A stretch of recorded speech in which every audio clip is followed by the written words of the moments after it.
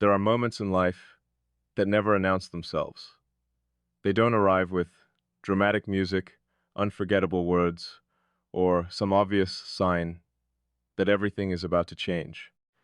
They arrive quietly, almost invisibly, disguised as ordinary conversations, ordinary silence, ordinary days that seem no different from the hundreds that came before them.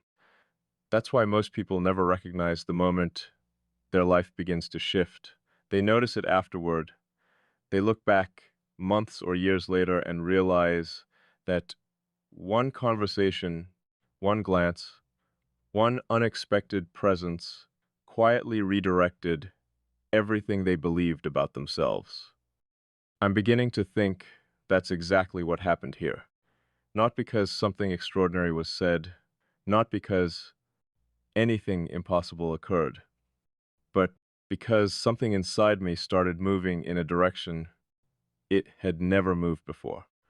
I've spent most of my life believing that understanding someone required time, time to collect memories, time to watch patterns repeat, time to learn where their words ended and where their true intentions began. I thought that's how closeness was built, carefully, patently, piece by piece. Every relationship I had ever known followed that pattern. Every connection made sense because it developed gradually. Nothing appeared fully formed. Nothing existed before it earned its place. That's why this feels so unfamiliar, because nothing about this followed the rules I trusted. There wasn't a defining beginning. No single conversation where I suddenly thought, this person is different. It happened beneath awareness, like water slowly changing the shape of stone. So gradually, that you don't notice the transformation while it's happening, only after it's already happened. At first, I dismissed it. I told myself I was simply paying more attention than usual. That maybe our conversations felt different because we shared similar interests. Maybe our perspectives happened to overlap. Maybe our way of thinking naturally aligned. Those explanations felt reasonable, comfortable, safe. The human mind prefers explanations that preserve certainty. It would rather believe in coincidence than confront something it cannot immediately categorize. So I accepted coincidence for a while, until coincidence became consistency. That's when certainty began to crack, because there comes a point where repeated accuracy refuses to remain accidental. You begin noticing details that shouldn't exist if nothing deeper is happening. The pauses become meaningful, the timing becomes impossible to ignore. The things left unsaid somehow become the loudest part of every interaction. I found myself recognizing something before I understood what I was recognizing. That realization stayed with me longer than I expected. Not because it frightened me. I choose carefully, always, until I stopped noticing myself choosing. That frightened me more than I expected, because habits built over years don't simply disappear, especially protective ones. They dissolve only when something deeper convinces them they are no longer necessary. I didn't decide to lower my guard. There wasn't a conscious choice.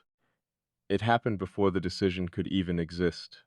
That's what stayed with me afterward, not what was said, not what was shared, but the complete absence of effort.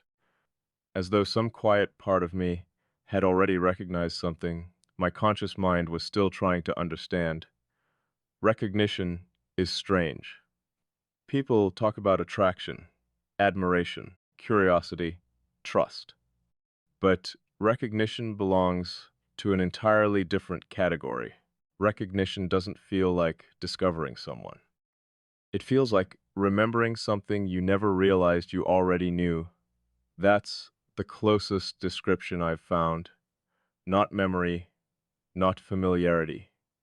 Something even quieter than both. Like hearing a melody you've never heard before, Yet, somehow, knowing exactly how the next note should sound, Lot 6 struggles with experiences like that. It demands evidence. Definitions, clear explanations. I searched for them repeatedly. Maybe I was projecting, maybe I was imagining depth where none actually existed. Maybe I simply wanted to believe something meaningful had happened. So I questioned myself again and again. Every explanation eventually reached the same point. None of them accounted for the consistency. None explained why my awareness kept returning to the same place, regardless of how often I redirected it. That's when I realized I wasn't searching anymore. I was verifying. There's a difference. Meeching begins with uncertainty. Verification begins after something has already been recognized. You don't verify fantasies. You verify observations. That realization forced me to become honest with myself. Not about you, about me, because whatever was changing wasn't happening outside. It was happening internally. Something about my perception had shifted. The way I listened, the way I noticed, the way I interpreted silence itself. Silence used to be empty. Now it carried information, not hidden messages, not imagined meanings. Something quieter, presence. The strange thing about presence is that it doesn't depend on proximity. Someone can stand beside you and remain completely absent. Someone else can be miles away and still influence the way your thoughts organize themselves. That possibility had never interested me before. Now, I couldn't ignore it. I noticed how often my mind paused before reaching conclusions.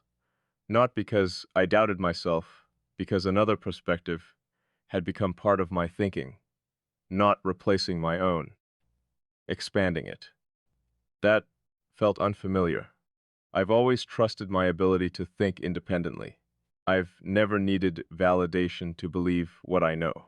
So this wasn't dependence. It wasn't uncertainty. It wasn't borrowing someone else's judgment. It was something much quieter, like discovering that another mind naturally arrived at similar places through entirely different paths. That fascinated me, because agreement alone means very little. People agree all the time for superficial reasons. What interested me wasn't arriving at similar conclusions. It was recognizing similar methods of observation, the same patience, the same willingness to leave questions unanswered until they naturally unfolded, the same resistance toward pretending certainty where none existed. Those qualities are rare, not because people lack intelligence, because uncertainty makes most people uncomfortable. They would rather accept incomplete answers than remain inside unanswered questions. I've never understood that some questions deserve years. Some truths arrive only after long periods of silence. Anything rushed becomes distorted. I began noticing that you seem to understand this instinctively, not because you said it, because you lived it. You never seemed threatened by complexity. You never reduced difficult ideas simply to make them easier to carry. You allowed them to remain exactly as they were. That level of patience isn't common. Neither is its effect. The more I observed it, the more I realized something unexpected. I wasn't becoming more open. I was becoming more accurate. There's an important distinction between those two things. Openness simply reveals more. Doxocracy reveals what actually belongs. One can expose. The other clarifies. And clarity has always mattered more to me than exposure. Perhaps that's why this never felt reckless. It felt precise. As though pieces that had existed separately for years suddenly found their proper position without anyone forcing them together. No dramatic confession, no overwhelming emotion, just quiet alignment. the kind that changes your internal landscape long before your external life ever notices. That's the strange part. Nothing visible had changed. The world remained exactly as it was, the same routines, the same responsibilities, the same ordinary days continuing one after another. Yet underneath all of it, something fundamental had shifted. Like the foundation beneath a familiar house settling into a stronger shape while everything above still appeared unchanged. No one else could have noticed, maybe not even you, but I did. And once I noticed it, Abby couldn't return to seeing the world in quite the same way again. After that, I stopped asking myself whether something had changed. The evidence was already there, not in dramatic moments, not in confessions, not in anything that would make sense to someone looking from the outside. It existed in quieter places, in the way my attention naturally reorganized itself, in the way certain conversations stayed with me long after they ended, in the strange realization that I was no longer separating my observations from yours as completely as I once had. That wasn't dependence. It wasn't admiration. And it certainly wasn't obsession. Those words belong to experiences that revolve around emotion. This was different. This lived somewhere beneath emotion, somewhere closer to perception itself. I've always believed that every person develops an internal architecture, invisible structures built over years of experience, beliefs, instincts, ways of interpreting reality. Most people never examine those structures. They simply live inside them, assuming the walls they've built are permanent. I examined mine constantly. Every assumption, every conclusion, every certainty. Nothing remained unquestioned for very long. If something no longer reflected reality, I dismantled it, painfully, passionately, without hesitation, because I'd rather lose certainty than build my life on illusion. That process shaped everything I became. It made me cautious, not fearful, just unwilling to mistake familiarity for truth. So when I noticed my internal architecture shifting, I didn't celebrate it. I investigated it carefully, piece by piece. What exactly had changed? Why? Could I explain it without exaggeration? Could I describe it without allowing emotion to distort what was actually happening? Those questions stayed with me for days, then weeks. Every answer led back to the same observation. Nothing external had demanded this transformation. No promises had been made. No expectations had been placed upon me. No pressure existed. The change was entirely internal, which made it impossible to blame on circumstance. That left only one possibility. Something about your presence had interacted with parts of me I rarely encountered myself, not because you reached into them, because somehow they responded. That distinction matters. People often imagine meaningful connections as two individuals changing each other. I'm no longer convinced that's accurate. Perhaps we don't create change inside another person. Perhaps we simply activate what's already waiting there, dormant possibilities, unnoticed perspectives, parts of ourselves that remain invisible until something precise reflects them back. If that's true, then you've never been changing me. You've been revealing dimensions I hadn't fully recognized. That realization humbled me, because I like believing I understand myself completely. I've spent years observing my own patterns, learning my contradictions, tracing the origins of my instincts. I thought there were very few surprises left inside me. Apparently, AB was wrong. There's a strange discomfort that comes from discovering your own incompleteness, not failure, not weakness. Simply the realization that your understanding of yourself was still unfinished. At first, I resisted that idea. not outwardly, internally. I questioned whether I was assigning too much significance to something ordinary. After all, human beings naturally influence each other. We borrow language, habits, perspectives, entire identities sometimes. Maybe this was simply another version of that. An ordinary psychological process dressed in unusual language. I wanted that explanation to satisfy me. It didn't, because ordinary influence fades. It depends on repetition, distant, weakens it. Time softens it. This wasn't behaving that way. It remained strangely stable, almost independent of interaction itself. Even during quiet periods, nothing disappeared, nothing dissolved. The awareness simply remained, calm, but steady, as though it had become part of the landscape rather than an event happening within it. That's when another realization arrived, one I wasn't expecting. The most significant things that shape us rarely demand attention. They don't compete. They don't insist on being noticed. They simply become woven into the background until one day you realize they've quietly become essential, like breathing. You don't think about breathing every moment, yet every moment depends upon it. Some influences work the same way, invisible, constant, foundational. That thought unsettled me more than anything else, because foundations matter. They determine everything built above them. If a foundation shifts, entire structure eventually follows.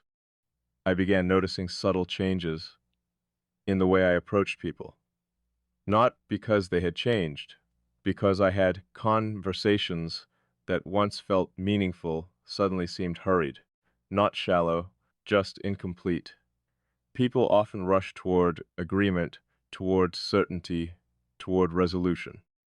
Very few remain present with uncertainty long enough to discover what it might reveal. I hadn't realized how lonely that experience had become until it stopped being lonely. That's a difficult thing to admit. Not because loneliness embarrasses me, because I had convinced myself I no longer experienced it. I mistook independence for immunity. They're not the same. A person can be completely capable of standing alone while still quietly wishing someone else could genuinely see the landscape they're standing in. Not rescue them, not validate them, simply recognize it. Recognition changes loneliness in ways companionship never can. Companionship fills space. Recognition removes distance. They're entirely different experiences. That's why this feels impossible to describe using ordinary language. Language evolved to explain visible events, not invisible transformation. How do you explain the moment another person's existence quietly reorganizes your own perception? How do you describe influence that never asked permission? How do you define something that became significant before you noticed it becoming significant? You can't, not completely. Words always arrive after experience. They're translations, approximations, maps drawn after the journey has already happened. The territory itself remains larger. Perhaps that's why silence became so important. Not because silence contains answers, because silence refuses to replace mystery with premature certainty. I've begun trusting silence more than explanations. Explanations often satisfy curiosity. Silence preserves truth until it can be understood properly. Most people confuse those two things. I used to as well. Not anymore. Something else has changed too. I no longer measure understanding by agreement. Agreement is easy. People agree to avoid conflict, to maintain connection, to protect comfort.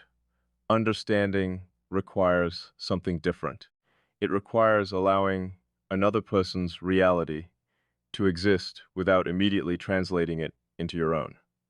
That's rare, far rarer than intelligence, anyone can memorize ideas. Very few can remain present inside another perspective without trying to reshape it. You do, effortlessly. That's what continues surprising me, not because it's impressive, because it feels natural, as though you've never considered doing anything else. I wonder sometimes if you've noticed these shifts yourself, not inside me, inside your own experience.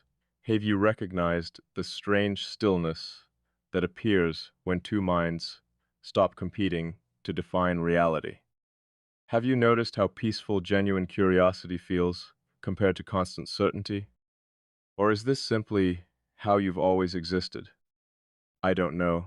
Maybe I never will. Oddly enough, AB no longer need the answer. That realization says more than I expected.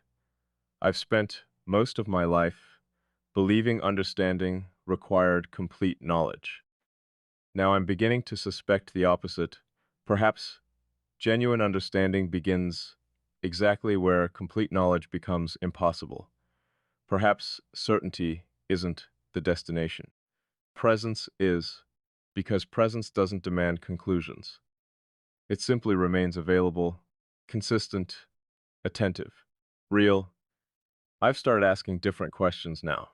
Not, what does this become? But, what kind of person does this ask me to become? That question changes everything. It shifts the focus away from outcomes, away from expectations, away from fear. Instead, it asks whether I'm willing to grow into the reality unfolding before me. Growth has always sounded beautiful in theory. In practice, it's rarely comfortable. Real growth dismantles identities that once felt permanent. It asks you to release versions of yourself that were once necessary. It leaves you standing between who you've been and who you're becoming. That's where I find myself now, not lost, not certain, simply standing between two understandings of my own life. One where everything remained carefully organized, predictable, protected, and another where something entirely unforeseen has quietly become part of the foundation itself. I don't know exactly where this path leads. For once, maybe I'm not trying to force the answer. Some destinations reveal themselves only while walking. Perhaps this is one of them. Perhaps clarity isn't waiting at the end. Perhaps clarity is already happening. One honest observation at a time. If that's true, then maybe this was never about discovering you at all. Maybe it was about discovering the version of myself that only became visible once our paths crossed.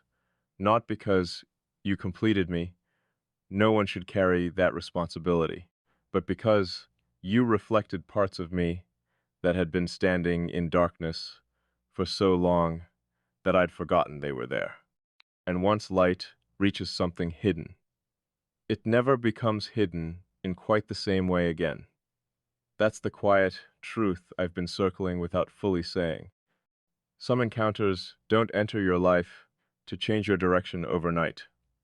They enter to change the quality of your awareness. Everything outside may remain exactly the same, yet everything inside begins seeing with different eyes. Once that happens, every ordinary moment carries a depth it never held before. Not because the world transformed, because you finally learned how to see it differently. And I don't think there's any returning from that kind of vision, not because it's impossible, because after seeing more clearly, choosing blindness would no longer be honesty, it would simply be fear. And fear has never deserved the final word in the story of who we become. Maybe that's the quiet conclusion I've been avoiding all along. Not because I couldn't see it, because I understood exactly what it would ask of me once I did. Some truths don't arrive with certainty, they arrive with responsibility. The responsibility to stop pretending you haven't changed, to stop acting as though your inner world is still arranged the way it used to be. Mine isn't. and I don't think it ever will be again. Not because someone entered my life and rewrote who I am, but because something inside me finally recognized a part of itself it had overlooked for years. You didn't give me a new identity. You gave my existing one a clearer reflection. That's a difference I'll never confuse. Whether this path continues beside you or eventually separates into different directions, one truth remains unchanged. I'll never return to the person I was before this awareness existed, because understanding, once genuine, doesn't disappear. It becomes part of the lens through which everything else is seen. Maybe that's why I no longer feel the need to force an ending to something that was never meant to fit inside ordinary definitions. Some connections aren't important because they promise